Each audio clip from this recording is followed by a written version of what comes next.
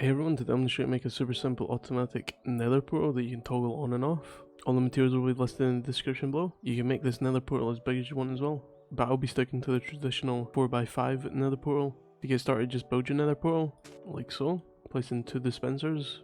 Fill in these 4 blocks with whatever blocks you want. I'll just use obsidian so it blends in better. Place 2 buttons here and here.